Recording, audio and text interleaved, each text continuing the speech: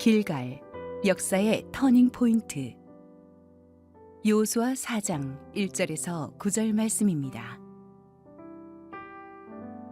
그 모든 백성이 요단을 건너가기를 마침에 여호와께서 여호수아에게 말씀하여 이르시되, 백성의 각 지파에 한 사람씩 12사람을 택하고 그들에게 명령하여 이르기를, 요단 가운데 제사장들의 발이 굳게 선 그곳에서 돌 12를 택하여 그것을 가져다가 오늘 밤 너희가 유숙할 그곳에 두게 하라 하시니라.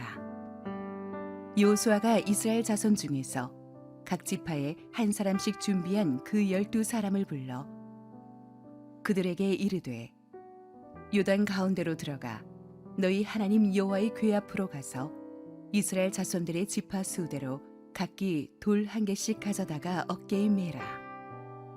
이것이 너희 중에 표징이 되리라.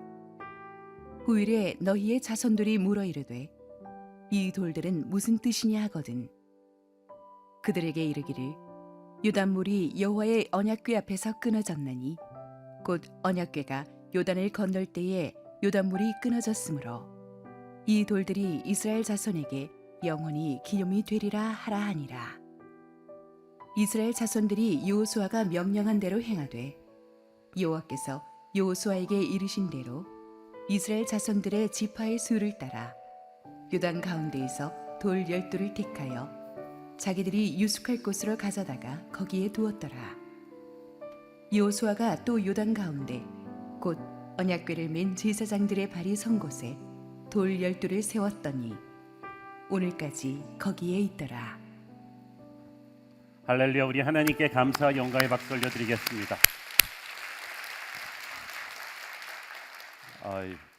우리 함께 한번 기도하시고 말씀 보겠습니다. 사랑하는 아버지, 은혜를 감사합니다. 하나님께서 은혜를 주셔서 에베네셀의 하나님이 우리를 여기까지 이끌어 오셨습니다. 한 해 동안에 하나님의 부르심을 받고 하늘나라로 간 성도도 있었고 여러 가지 병마로 쓰러진 성도도 있었고 너무나 많은 인간적인 아픔을 겪은 성도들 많았지만 우리 모두 은혜 받는 교회가 있었기에 여기까지 왔습니다. 지금 우리가 여기에 서 있는 것이 주의 은혜인 줄로 믿습니다. 오늘도 설교하게 하시니 감사합니다. 오늘 주님 임재하시고 말씀하여 주옵소서. 예수님 이름으로 기도했습니다. 아멘. 본문 1절을 보니까 모든 백성이 이 요단을 건너가기를 마쳤다고 했는데 사실 이 일이 보통 일이 아닙니다. 제가 이스라엘 성지 순례를 처음 가서 이 요단강을 가봤을 때 굉장히 놀랐습니다. 거의 양재천 수준의 아주 폭이 좁고 그런 강이었어요. 그래서 처음에는 야, 이런 거 건너는 게 뭐 이렇게 큰 일이었습니까? 라고 가이드한테 물어봤더니 그 가이드 목사님이 하시는 말씀이, 이스라엘에게는 우기와 건기가 있는데 이 건기에는 요단강이 요 모양이지만은 우기가 되면은 얼마나 홍수물이 범람하는지 30m도 안 되던 강폭이 무려 1.6km로 거의 한강 수준으로 넓어진대요.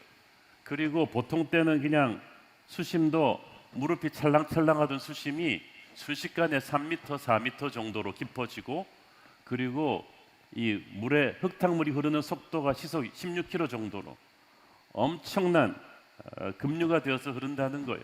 그러므로 그런 험한 장마철의 요단강을 아무 장비도 없는 200만 백성들이 남녀노소 할 것 없이 가축들까지 데리고 건넌다는 것은 정말 힘든 일이었다는 거죠. 불가능한 일이었어요. 그래서 장마철의 이 요단강은 가나안 땅을 지키는 천혜의 방어선입니다. 그래서 가나안 주민들은 전혀 걱정을 하지 않고 있었어요. 그렇지만 이스라엘 쪽에서는 이 강은 또 건너지 않으면 옵션이 없어요. 왜냐하면 이제 여기서 유턴하면은 다시 광야거든요. 그렇기 때문에 건너는 수밖에 없었죠. 그래서 하나님의 인도하심을 구했고 하나님께서 이제 요단강을 기적같이 건네주셨죠. 요단강을 건너게 하실 때 이 제사장들이 먼저 말씀의 언약궤를 메고 흐르는 요단강물에 발을 담그게 하셨고, 발을 담그자마자 강이 멈춰서 버렸죠. 그래서 이들이 이제 요단강을 너끈히 건널 수가 있었어. 자, 그런데 그들이 건너는 동안에 말씀의 언약궤를 든 이 제사장들은 강 중앙에 그대로 서 있었어. 반나절이 넘도록 그들이 서서 강물을 막은 거예요. 그러니까 이제 전부 다 건넜는데 다 건넜을 무렵에 하나님께서 뜻밖의 명령을 하달하셨습니다. 1절부터 3절 읽습니다. 그 모든 백성이 요단을 건너가기를 마침에 여호와께서 여호수아에게 말씀하여 이르시되 백성의 각 지파에 한 사람씩 12사람 택하고 그들에게 명령하여 이르기를 요단 가운데 제사장들의 발이 굳게 선 그곳에서 돌 12를 택하여 그것을 가져다가 오늘 밤 너희가 유속할 그곳에 두게 하라 하시니라. 자, 보세요.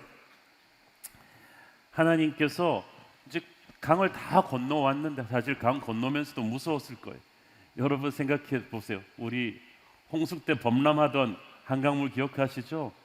그게 바로 옆에서 막 물이 되어서 쌓이는데 그걸 간신히 건너왔는데 12지파 대표들한테 너희들은 다시 돌아가라는 거죠.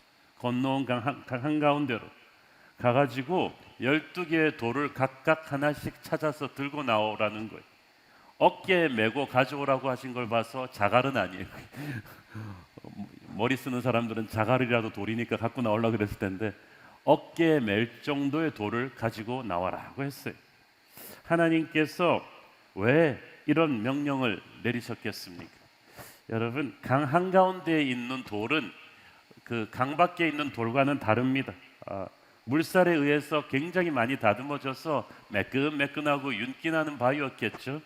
그래서 하나님이 요단 강물을 끊어버리지 않았다면, 그래서 그 강물이 말라버리지 않았으면 사람의 힘으로는 결코 만져볼 수도 없는 물속에 있는 돌이란 말이죠. 그런데 그 돌들을 가져 나와 가지고 나중에 12개의 원으로 세워놓으라고 했는데 나중에 그 원을 돌들을 보면 후손들이 이렇게 다르게 생긴 돌들이 왜 12개가 여기에 모여 있는 거라고 물어볼 것이고 거기에 대해서 이 기적을 설명해 주라는 다음 세대를 위한 시청각 교육용으로 이걸 가져오라고 하신 거죠. 우리의 삶 속에서도 보면은 그렇게 기념하고 기억할 만한 곳이 있습니다. 요단 한가운데는 불가능과 절망의 자리였습니다. 정석대로라면 전부 다 거기서 빠져 죽었어야 됩니다. 그런데 거기에 하나님의 기적이 있었어요. 여러분, 많은 사람들이 기적을 원하는데요, 기적을 받으려면 기적이 필요할 정도의 절망스러운 상황에 떨어져야 돼요. 아주 에어컨 잘 나오는 방에서 아무 문제 없는 사람에게 무슨 기적이 필요해요? 여러분이 기적이 필요로 한다는 것은 여러분의 인생이 나락에 떨어졌다는 것인데, 그게 요단 한가운데 거기서 파내온 돌로 너희들은 경배의 단을 쌓아야 한다. 여러분의 인생의 절망 가운데서 만난 하나님의 은혜로 구원받은 그 간증의 스토리를 너희들은 반드시 기억해야 된다는 뜻입니다. 자, 약속의 땅으로 들어가면서 역사의 터닝 포인트잖아요. 그런데 첫 번째 전쟁을 치르기 전에 하나님께서는 먼저 길갈의 12돌을 가져와 가지고 기념비부터 세우라고 하셨어요. 왜냐하면은 이 기념비가 하나님의 역사를 우리로 하여금 기억하게 하기 때문이죠. 우리가 가족 사진 찍어서 프레임에다가 보관하잖아요. 그걸 보면서 우리의 추억을 생각합니다. 길갈의 기념비도 하나님과의 놀라운 추억을 기념하기 위해 세워진 것입니다. 하나님께서는 이 기적을 두고 기억하기를 원하셨어요. 이 세대는 출애굽 2세대거든요. 홍해가 갈라지는 것을 말로만 들었지 본 사람이 아무도 없어. 홍해 갈라지는 거 본 사람은 모세뿐인데 모세 돌아가셨고, 본 사람은 여호수아와 갈렙 딱 둘뿐이에요. 나머지 200만은 전부 다 광야에서 나고 자란 사람이라서 홍해의 전설을 말로만 들었지 자기들이 경험한 적이 없어요. 그들에게 있어서 요단강이 갈라지는 것은 그들 세대의 홍해가 갈라지는 것과 똑같은 거였어요. Every generation needs its own miracle. 모든 세대는 자기 세대의 기적을 체험해야 됩니다. 부모가 들려주는 제3자의 증언만으로는 충분하지 않아요. 우리가 체험을 해야 돼요. 부모가 아이를 위해서 예수를 대신 믿어줄 수 없어요. 우리의 아이들이 자신의 시대에 자신들의 언어로 예수님을 만나야 되는 줄로 믿습니다. 그래서 이 요단강 도화가 그런 거죠. 홍해의 기적, 너희 부모들의 기적은 너희들의 세대에도 반복될 것이다. 이 기억을 소중히 간직해라. 왜냐하면 앞으로도 너희들이 불가능한 인생의 장벽을 만날 때마다 요단강의 하나님이 너의 하나님임을 기억하라는 뜻이죠. 여리고가 약속의 땅의 첫 번째 난관이라면 요단강은 광야 시절의 마지막 고비였습니다. 그래서 여리고로 가기 전에 반드시 요단강을 돌아봐야 되는 거예요. 과거에도 함께 하실 하나님의 기적에 대한 확신이 있으면 우리는 미래에 대한 승리를 선포할 수가 있어요. 여러분, 두려움은 하나님이 잘못할 거라는 걱정이에요. 쓴뿌리는 하나님이 잘못하셨다는 그 기억이죠. 그런데 우리가 이 쓴뿌리를 지워버리고 두려움을 지워버릴 수 있는 것은 믿음의 기적이에요. 이 기적을 우리가 기억을 해야 돼요. 마귀의 공격을 떨쳐버리는 가장 확실한 길은 은혜의 과거를 기억하는 것입니다. 하나님이 이전에도 내게 승리를 주셨기 때문에 다가올 미래에도 이 승리는 반복될 것이다. 마귀야, 너는 나를 두렵게 하지 못할 것이다. 이거를 선포하는 거지.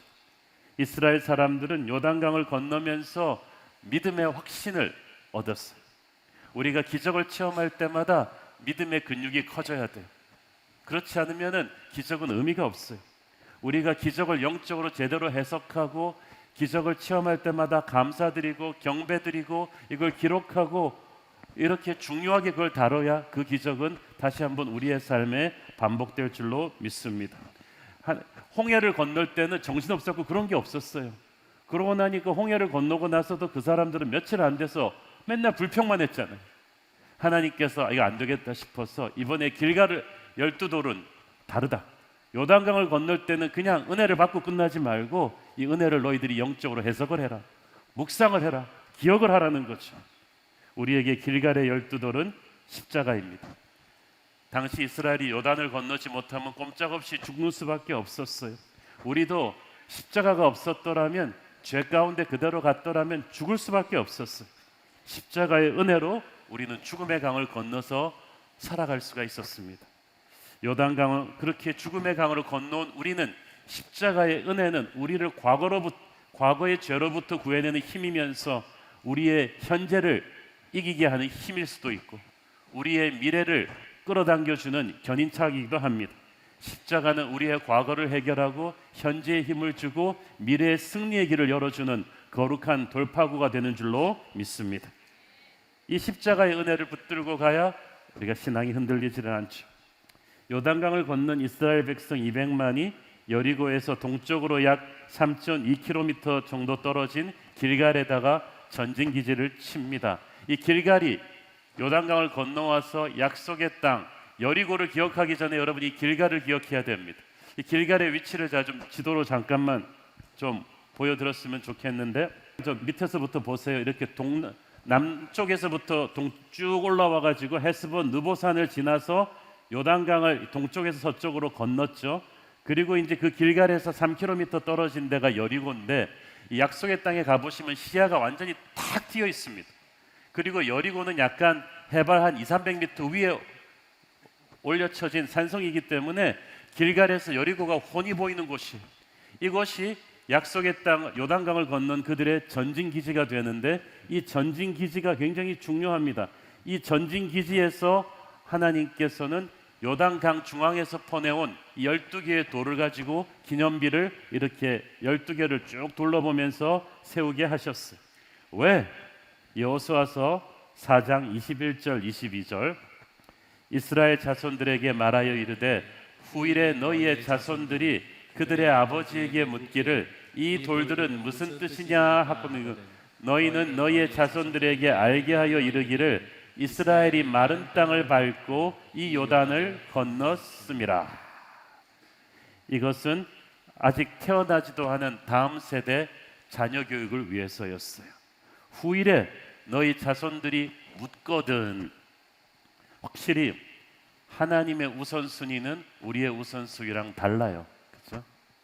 우리는 당장 넘실거리는 요단강 빨리 건너는 것이 급하고 요단강 건너온 다음에는 저 여리고를 공략할 전략을 받는 게 중요한데 하나님은 그 모든 게 다 있는데도 불구하고 지금 너에게 가장 중요한 것은 12개의 돌 가지고 와가지고 이 요단강 도화 사건을 기념하는 시청각 자료를 만들어라. 너희의 자녀들의 신앙교육을 위해서다. 여러분, 성경에서 우리가 복받는 길은 간단합니다. 승리하는 길은 간단합니다. 하나님의 우선순위를 나의 우선순위로 하면 돼요. 그런데 많은 경우 우리가 급한 게 하나님한테 급한 게 아니에요. 우리는 빨리 돈 벌고 시험 패스하고 이러는 게 급한데 하나님에게 정말 중요한 건 다른 게 있다는 말이죠. 하나님에게 정말 중요한 것은 먼저 그 나라와 그 의를 구하는 것입니다. 사랑하는 자여 네 영혼이 잘된 같이 네가 범사에 잘되기를 간건하노라. 근데 우리는 급하니까 항상 범사에 잘되고 나서 영혼 문제를 나중에 챙기려고 하는데 그게 아니라는 거죠. 우리의 삶이 많은 경우 무너져 내린 것은 우선순위를 잘못했기 때문이에요. 그런데 하나님께서 우리 자녀들의 교육 문제를 얼마나 중요하게 생각하십니까? 그런데 하나님의 교육열은 입시열이 아니라 다른 거예요. 우리가 정말 유젠에 정성을 많이 드립니다. 주일학교 선생님들을 제가 정말 중요하게 생각하는 거 아실 거예요. 초창기부터 지금까지 우리는 순장님들하고 주일학교 선생님들을 교회 최고의 귀한 분들로 존중해 왔습니다. 왜냐하면 아이들 교육이 하나님에게 너무나 중요하기 때문이에요. 약속의 땅에 들어가기 전에 쓰여진 신명기에서는 계속해서 기억하라는 명령이 반복되었어요. 약속의 땅에 들어간 다음에 네가 해야 될 것은 전쟁하는 것도 아니고 거기서 돈 많이 버는 것도 아니고 항상 광야에서 하나님의 은혜가 어땠던가를 기억하고 살아라는 거죠. 진짜 위기는 광야가 아니다. 진짜 위기는 네가 약속의 땅에 들어갈 때부터였을 것이다. 신명기 8장 12절 14절 읽습니다. 네가 먹어서 배부르고 아름다운 집을 짓고 거주하게 되며 또 네 소와 양이 번성하며 네 은금이 증식되며 네 소유가 다 풍부하게 될 때에 네 마음이 교만하여 네 하나님 여호와를 잊어버릴까 염려하노라. 여호와는 너를 애굽 땅 종되었던 집에서 이끌어내시고. 하나님의 염려는 또 항상 들어맞았죠. 약속의 땅에 가서 처참하게 무너져 내린 그들의 역사가 바로 사사기 아닙니까? 인간은 고통보다 성공을 핸들하기가 더 어렵습니다. 고난을 함께 할 수 있는 사람들은 많아도 성공을 함께 공유할 수 있는 친구는 적어요. 성공하고 나면, 정권 잡고 나면, 돈 벌고 나면 형제가 원수가 되죠. 너희들이 광야에서 그렇게 배고프고 힘들었을 때도 죄를 지었는데 그나마 힘드니까 하나님에게 좀 의지하고 살았는데 이제 약속의 땅에 들어가서 모든 것이 물질적으로 풍성하고 평안해지면 다음 세대가 타락할 것이다. 부모가 정신을 바짝 차리고 하나님을 아는 영적 지식을 가르치지 않으면 너희들이 그토록 원했던 약속의 땅의 풍요가 오히려 너희 다음 세대를 망하게 할 것이다. 저는 지금 우리 한국 교회가 그 하나님의 염려가 그대로 불행하게도 이루어지고 있는 것을 경험하고 있지 않나 생각합니다. 너무나 가난하던 시절 제 부모님 세대 때 한국 교회가 갈망하던 약속의 땅은 간단했습니다. 좀 잘 살아보세요. 그런데 그 가난하던 시절에 여름 성경학교가 어린아이들에게는 최고의 문화 행사였던 그때 너튜브도 없고 아무런 게임도 없고 여행 갈 돈도 없던 그때에 여름 성경학교가 가장 최고의 문화 행사, 가장 최고의 간식을 주던 그때 구름대처럼 몰려들었던 그 가난하던 학생들이 커서 우리 50대, 60대가 됐잖아요. 그런데 우리에게 하나님이 약속의 땅을 주셨어요. 한국 교회처럼, 한국처럼 초고속 경제 성장을 한 나라는 아무도 없습니다. 이것은 전 세계 경제학자들이 인정한 딱 한 나라예요. 아무런 인프라 없이 이렇게 경제 성장한 나라는 싱가포르, 한국뿐인데 그래도 싱가포르는 인프라가 좀 있었는데 한국은 아무것도 없었고 특히 전쟁으로 이렇게 완전히 파괴된 중에서 이렇게 초고속 경제 성장을 이룬 나라가 없어요. 그런데 오늘 우리 아이들과 젊은이들은 썰물처럼 교회를 떠나버렸어요. 목사 아이들, 장로 아이들, 집사 아이들이 어른이 되고 나서 교회 안 나옵니다. 우리 아이들은 돈을 바라보고 있고 스마트폰을 보고 있지 예수님을 바라보고 있지 않아요. 물질적인 풍요가 우리 아이들의 영성을 갉아먹었어. 하나님은 신실하셔서 우리를 약속의 땅으로 들여보내 주셨는데 우리가 자녀들에게 신앙교육 제대로 시키지 않았어요. 예수 믿는 부모들도 기도해서 좋은 대학 가라고만 가르쳤지 좋은 대학 가서 하나님께 영광 돌리라는 거 가르쳐주지 않았어요. 우리 모두가 정말 회개 많이 해야 돼. 한국 교회 이토록 젊은이들이 많이 떠나버린 현실은 우리 부모 세대의 죄입니다. 책임이 큽니다. 우리가 회개를 해야 됩니다.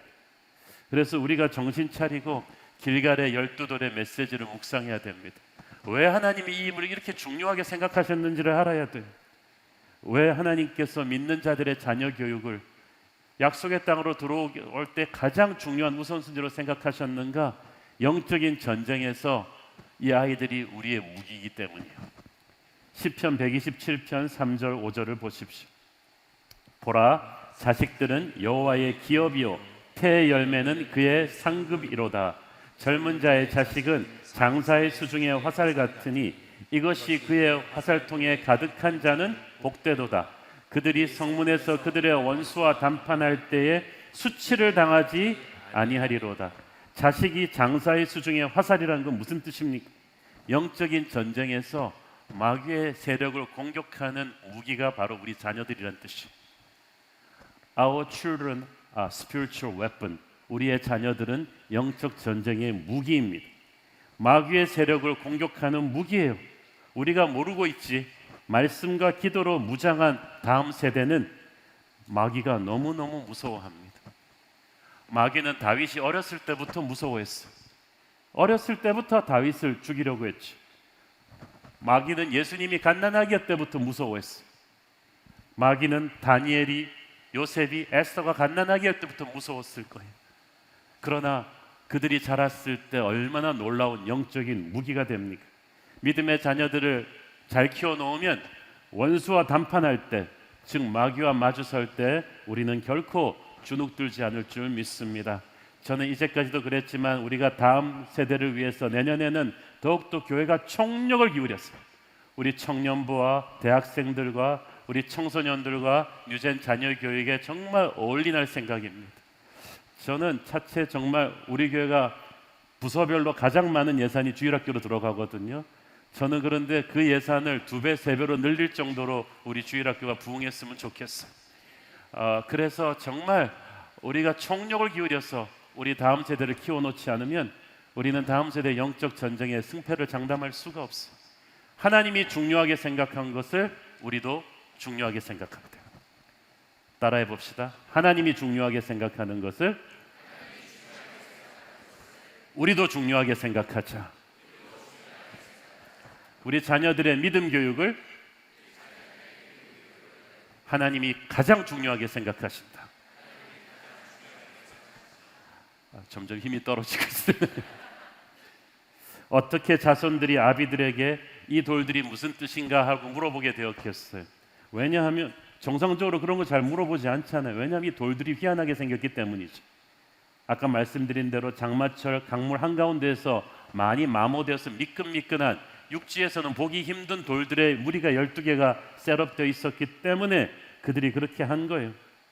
하나님께서 일부러 그런 질문 나오라고 이런 12개의 돌들을 바위를 이렇게 쭉 세워놓으신 거죠.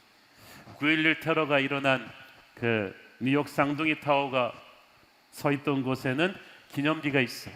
제가 그 기념관을 얼마나 참 잘 만들어놨는지 몰라요. 미국 사람들은 이걸 그냥 잊기 원치 않는 거예요. 비극이었지만 여기에 대한 의미를 살펴보고 우리가 뭘 다시 배워야 되는지를 반성하는 거죠. 여러분, 비극도 그렇지만 기적도 그냥 지나가면은 그 기적은 그걸로 끝나버려요. 그 기적에 우리의 간증을 붙어야 돼. 스토리가 붙어야 되는 거지. 하나님은 화려한 주일학교 교재를 가지고 자녀 교육시키라 그런 것이 아니라 부모들의 생생한 간증의 스토리로 자녀 교육시키라는 거예요. 우리가 하나님을 경험한 간증이 가장 파워풀한 우리 아이들의 영성 교육이 될 거예요. 그러니까 여러분 일주일에 한두 시간 우리 주일학교 선생님들한테 여러분의 자녀 교육을 책임지라고 미루지 마세요. 선생들과 우리는 협력해야 돼. 우리 자녀들이 대부분의 시간을 보내는 건 여러분이잖아요. 여러분이 하나님을 만나는 경험이 있어야 돼요. 일부러 이스라엘 12지파의 지도자급들을 보냈어요. 그들은 각자 자기의 지파가 상징하는 그 돌을 가지고 와서 자기의 지파 문장도 새기고 그랬겠죠. 그리고 부모들로 하여금 이 지파 지도자들이 먼저 어떤 스토리를 자녀들에게 들려줄지를 가르쳐 주었어요. 우리가 하나님 없이 옛날 얘기하면 라떼는 말이야 그러면 애들이 귀를 막아버려요. 그렇지만 우리가 하나님을 주제로 한 이야기를 한다면 자녀들은 귀를 열 것입니다. 그리고 우리는 일방적으로 잔소리하는 것이 아니라 너도 하나님을 만나는 경험이 있었으면 좋겠다. 반지의 제왕에서 프로도에게 그 반지의 모험을 시작하게 한 게 그 삼촌 빌보였잖아요.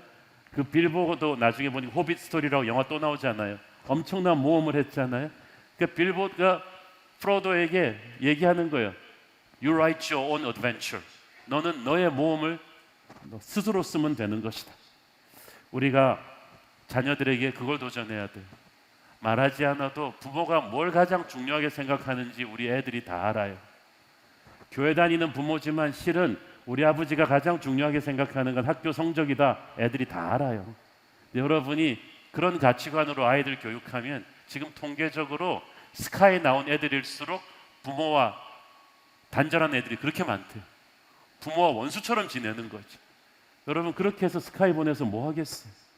중요한 거는 우리가 아이들에게 하나님의 이야기를 제대로 들려줘야 돼요. 우리가 가장 소중하게 생각하는 것이 네가 하나님 만나는 거다라는 것을 우리 아버지가 가장 중요하게 생각하는 건 그거구나라는 것을 아이들이 알게 해줘야 돼요. 그렇지 않고서는 이 무서운 세상의 가치관 속에서 우리 애들을 지켜낼 수가 없어요. 그래서 하나님께서 이 요단강 건너고 이제 가나안으로 진군해야 되는 이 화급한 상황 속에서 아이들 교육 위한 12돌을 먼저 세우자 하는 거죠. 여러분 지금 먹고 살기 바쁘잖아요. 여러분 일주일 내내 직장에서 일하고 오면은 내가 애들 신앙교육 시킬 생각이 어디 있냐 이렇게 생각하지 마세요. 정말 중요한 게 무엇인가를 생각하십시오. 특별히 자녀들에게 신앙을 전수할 때 말씀의 힘을 가르쳐야 돼요. 6절 7절 읽습니다. 이것이 너희 중에 표징이 되리라. 후리에 너희의 자손들이 물어 이르되 이 돌들은 무슨 뜻이냐 하거든 그들이 이르기를 요단물이 여호와의 언약궤 앞에서 끊어졌나니 곧 언약궤가 요단을 건널 때 요단물이 끊어졌으므로 이 돌들이 이스라엘 자손에게 영원히 기념이 되리라 하라 하는. 요단물은 그냥 갈라진 게 아니라 하나님의 말씀의 언약궤가 갈라지게 했다. 언약궤가 먼저 건널 때 요단물이 끊어졌다. 이 메시지가 왜 중요합니까? 언약궤는 말씀이거든요. 너의 인생에 말씀을 붙잡고 가면 너희 앞에 요단물도 끊어질 것이다. 너희가 말씀과 동행한다면 너는 승리할 것이다. 이 기적을 체험하게끔 가르치라는 거죠. 너희 앞에 죽음의 강을 건넌다 할지라도 너는 말씀을 붙잡고 가면 너는 반드시 승리할 것이다. 여러분의 자녀들에게 성경을 사랑하게 가르쳐야 돼요. 나의 사랑하는 책을 가슴속에 붙여줘야 돼요. 그러면 그들은 그들 세대의 기적을 체험하게 될 것입니다. 특히 길갈에 12돌을 세우게 했잖아요. 그것은 너희는 형제다. 12지파가 서로 싸우지 말아라. 서로 분열하지 말아라. 우리는 한 몸이다. 이거를 또 가르쳤던 거예요. 길갈의 12기념비는 단순히 그들의 지나온 과거를 기억하기 위함만은 아니었습니다. 이것은 또 그들의 미래의 미션을 위함이었어요. 4장 24절 봅니다. 이는 땅의 모든 백성에게 여호와의 손이 강하신 것을 알게 하며 너희가 너희 하나님 여호와를 항상 경외하게 하려 하심이라 하고. 자, 가나안 땅의 모든 백성들이 하나님을 경외하게 하기 위해서 이게 그들의 목적이었어요. 가나안 땅 첫 번째 관문은 여리고 성인데 아까도 말씀드렸듯이 한 200m 높이의 산성이었어요. 이스라엘 백성들이 행진하는 것을 육안으로 볼 수 있는 위치였죠. 그들이 요단강을 건너는 것도 여리고에서 다 봤을 거예요. 이제 전쟁이 시작된 거예요. 길갈의 12돌은 이제 여리고를 향한, 그리고 나머지 가나안 백성들을 향한 이스라엘 백성들의 선전포고이기도 했습니다. 하나님의 군대가 진군해 간다는 거였어요. 여러분, 광야에서 이스라엘의 전쟁은 대부분 방어전이었어요. 계속해서 달려드는 아멜렉 족속들을 떨쳐내면서 갔는데, 약속의 땅에서부터는 이제 공격 전쟁입니다. 여러분의 인생도 마찬가지입니다. 이 터닝 포인트를 지난 다음부터는 여러분, 위기가 터질 때마다, 마귀가 공격해 올 때마다 살아남기 위해 전전긍긍하는 그런 인생이 아니라 오히려 마귀의 요충지를 치고 들어가는, 공격하는 군대가 될 것입니다. 교회도 보면 간신히 위기가 터질 때마다 그냥 불을 끄면서 살아남기 급급한 교회가 있고, 먼저 담대히 선교하고 전도하고 구제하고 다음 세대를 교육하면서 먼저 치고 나가는 그런 부흥의 항공모함 같은 교회가 있는데, 저는 우리 교회가 그런 후자일 줄로 믿습니다. 이 길갈의 12돌은 그런 거예요. 여기는 전진기지다. 이제부터 전쟁이 시작될 것이고, 우리는 더 이상 마귀의 공격에 시달리던 그런 오합지졸이 아니라 이제 마귀의 본거지로 뚫고 들어가는 하나님의 전쟁이 시작될 것이다. 여호수아서가 약속의 땅 전쟁사를, 정복 전쟁사를 다룬 책인데, 전쟁사를 다룬 책치고 놀라울 정도로 군사적인 설명이 별로 없어요. 병력 배치나 무기 배치에 대해서 아무 얘기도 없어요. 가나안의 성벽들의 경비 상황은 어땠는지 그런 얘기도 전혀 없어요. 왜냐하면 핵심이 그게 아니기 때문입니다. 우리의 전쟁은 육의 전쟁이 아니라 영의 전쟁인 줄로 믿습니다. 가나안 족속이 진짜 적이 아니라 사탄과 그 부하들이 우리의 적이에요. 그래서 가나안 족속 중에도 라합같이 구원받고 살아날, 그래서 나중에는 훗날 예수님의 조상까지 되는 놀라운 축복의 통로로 쓰임받을, 우리가 회심시킬 사람들이 많다는 거예요. 그 당시 가나안은 모두가 탐내던 좋은 땅이었어요. 여호수아가 들어오기 700년 전부터 믿음의 조상 아브라함에게 약속하신 그런 땅이었는데, 하나님의 백성들이 이제 거기 들어와 살면서 나중에 인류 구원을 위한 거룩한 나라를 만들어야 되는 거죠. 위대한 비전의 모판이 될 땅이었어요. 그래서 마귀들이 곳곳에서 포진하고 이 땅을 내주지 않겠다 그런 건데, 길갈의 12돌은 그 마귀들을 향한 영적인 선전포고였습니다. 그리고 땅의 모든 백성이 여호와의 손이 강하시게 함을 알기 위함이라. 이들은 가나안 땅의 모든 족속들에게 이제 하나님의 살아계심을 알게 해서 복음의 백성으로 바꿀 그런 미션을 갖고 있었어요. 그래서 이 12돌의 의미가 큰 거예요. 이 12돌의 의미는 역사의 터닝 포인트, 과거가 끝나고 새로운 미래로 도약하는 터닝 포인트였어요. 자, 그렇게 하고 12돌을 꺼내왔는데 여호수아가 이상한 일을 하나 더 합니다. 9절 읽습니다. 여호수아가 또 요단 가운데 곧 언약궤를 맨 제사장들의 발이 선 곳에 돌 12를 세웠더니 오늘까지 거기에 있더라. 희한하죠? 이제 12개 다 펴고 나왔는데 여호수아가 갑자기 돌아 들어가더니 강 중앙에 제사장들이 아직도 서 있는 그곳에 돌 12개를 더 세웠어. 오늘날까지 강 중앙에 있단 말은 무슨 말이에요? 이제 강이 닫히고 다시 덮이게 되면 강물 속에 있어서 보이지도 않아요. 그럼 보이지도 않을 또 12개를 굳이 여호수아는 왜 다시 만들고 온 것입니까? 여러분, 조금 있다가 그 얘기를 할 텐데, 그 언약궤를 맨 제사장들과 여호수아가 그렇게 이제 강에서 나오자마자 강물이 다시 노도처럼 닫혔어요. 이게 중요합니다. 닫혔다는 말은 돌아갈 수가 없다는 거죠. 여러분, 홍해를 건너온 뒤에 홍해가 어떻게 됐죠? 길이 그대로 남아 있어 가지고 지금까지도 관광지로 쓰임 받고 있나요? 닫혀버렸잖아요. 그 말은 다시 애굽으로 돌아갈 수 없다. 요단강을 건너온 뒤에 등 뒤로 요단강이 닫혔어요. 그 말은 무슨 뜻이에요? 광야로 다시 돌아갈 수 없다. 하나님은 항상 우리에게 새로운 미래를 주시는데 우리는 항상 자꾸 과거를 돌아봐요. 너무나 많은 정신병들이 PTSD 이런 것들이 과거에 대한 쓴 기억을 우리가 자꾸 돌아보기 때문에 생기는 거죠. 그런데 요단강을 다시 닫아버렸다. 과거로 돌아갈 수가 없다는 뜻이. 길갈이란 말은 히브리어로 굴러간다 하는 뜻이. 애굽의 수치가 이제 굴러갔다. 수백 년 동안 노예로 살았던 그 수치의 역사가 과거로 굴러갔다. 그런데 육체만 옮겨오고 마음은 아직까지도 노예 근성을 버리지 못하는 사람들이 많았던 거예요. 그런데 다시 한번 리마인드 시켜주는 거예요. 길갈의 12돌은, 길갈은 굴러갔다 하는 뜻이다. 애굽의 수치는 굴러갔다. 남을 원망하고 비겁하고 열등감이 많고 남에게 얻어먹고 사려는 그 비겁한 노예 근성을 너도 이제 굴려보내야 된다. 끊어보내야 된다는 거지. 이제 요단강을 통해서 너희들은 새로운 사람으로 거듭났다. 여러분, 물속에다가 12돌을 담그고 온 건 그런 거예요. 물속에 담긴 12돌은 사람들이 볼 수 없어요. 그냥 죽은 거예요. 나의 옛사람이 장사 지내고 성령의 새 사람으로 살아난 거죠. 고린도후서 5장 17절을 보십시오.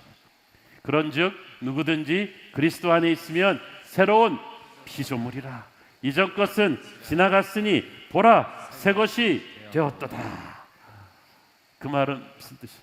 훗날 부모들이 강 밖에 있는 12돌 설명해 준 다음에 반드시 강 속에 있는 12돌을 설명할 때 그 얘기한 거예요.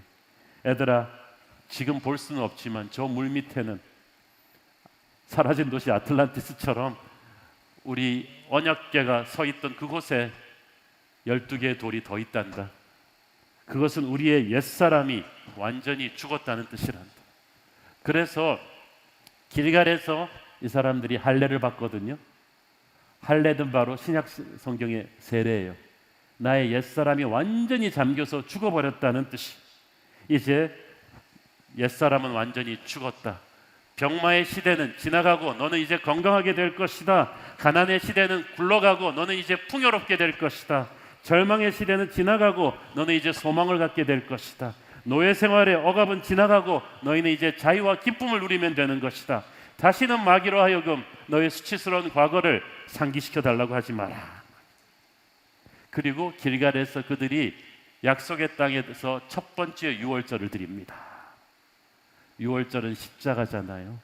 십자가의 은혜로 너희들은 약속의 땅에서 다시 시작할 것이다. 아까 제가 말씀드렸죠. 십자가는 우리의 과거를 단절함과 동시에 우리의 미래를 향해 가는 새로운 능력이 될 줄로 믿습니다. 우리는 이제 과거로 돌아가지 못합니다. 너희는 이전 일을 기억치도 말고 생각하지도 말라. 광야의 그 패배적이고 고통스러운 삶으로 돌아가서는 안 된다는 거지. 패배와 방황을 거듭했던 너희 옛사람은 이제 십자가에서 죽었다. 다시는 돌아가서는 안 된다. 다시는 돌아가서는 안 된다. 그러니까 길갈의 12돌이 왜 역사의 터닝 포인트인가? 우리는 이제 과거의 습관을 여기서 이제 완전히 물속에다가 묻고 새로운 미래로 가야 되는 거예요. 부모 세대가 그걸 해줘야 되는 거죠. 그래서 부모 세대는 자녀들에게 과거의 간증을 돌려주면서 미래지향적인 비전을 줘야 돼. 너는 아버지처럼 가난하게 살 필요 없는 거다. 하나님이 주시는 약속의 땅에 너는 들어왔다. 너는 아버지의 상처가 그대로 갈 필요가 없다. 너는 이제 축복의 미래로 가면 될 것이다. 가나안 땅에서 드린 첫 번째 유월절의 예배는 십자가의 은혜로 너희들은 이 약속의 땅에서 새로운 역사를 만들어야 된다는 뜻입니다. 그래서 길갈은 두고두고 이스라엘 백성들이 새로운 역사를 시작하는 장소가 됩니다. 사사시대 400년의 방황을 끝내고 사무엘이 첫 번째 왕을 세운 것도 길갈이었어. 항상 예배를 드릴 때 길갈로 다시 모으게 했어. 이스라엘 사람들이 항상 새롭게 역사의 터닝 포인트를 만드는 곳이 몇 군데 있었는데 그 중에 하나가 길갈이었어. 사랑하는 여러분, 이제 우리는 12월 31일에 와 있습니다. 이제 우리는 과거의 수치에 옛사람을 뒤로 묻고 성령의 새로운 시대로 도약해야 될 줄로 믿습니다. 2024년을 저는 거룩한 돌파구라는 주제를 우리가 붙들기로 했는데, 이 거룩한 돌파구에서 저는 특별히 여러분의 가정에 새로운 전기가 열리기를 바랍니다. 특별히 여러분의 자녀들을 놓고 오래 기도해 왔는데 응답이 없다 할지라도 내년이 터닝 포인트가 되기를 바랍니다. 다니엘 금식 기간 동안에 죽으면 죽으리라의 각오로 여러분의 자녀를 위해서 기도하시고, 또 내년에는 여름에 휴가 시즌 끝나고 한 주일을 Back to School Prayer 그래가지고 BTS 새벽기도, 우리 자녀들을 위한 특별한 기도를 할 텐데, 저는 여러분이 입으로 선포하고 주님 우리 가정에 정말 거룩한 돌파구가 열리게 하여 주시옵소서. 우리 가정이 너무나 많은 과거의 상처를 계속해서 얘기하고 반복하면서 살아오다 보니까 우리 가정에서 옛날의 문제가 계속해서 잊을만 하면 다시 나타나고 잊을만 하면 다시 나타나고 돈 문제, 술 문제, 가정폭력 문제, 이런 형제간의 싸움 똑같은 역사가 매년 반복되니까 너무나 지겹습니다. 너무나 지칩니다. 이제 길갈의 12돌처럼 물속에다 묻어버리겠습니다. 십자가의 은혜로 묻어버리고 새롭게 시작할 수 있게 하여 주옵소서. 그래서 반드시 새롭게 시작할 수 있는 이 페더스톨, 이 받침대를 나의 자녀를 위해서 만들어 주겠습니다. 그것이 저와 여러분의 기도이기를 바랍니다. 기도하겠습니다. 주님 은혜를 감사합니다. 길갈이 역사의 터닝 포인트가 되듯이 주님 올 한 해 새롭게 오는 2024년은 반드시 우리 가문의 영적인 터닝 포인트가 되게 하여 주옵소서. 우리 교회가 새롭게 일어나서 잠들어 있는 한국 교회 다음 세대의 부흥을 선도하게 하옵소서. 예수님 이름으로 기도했습니다. 아멘.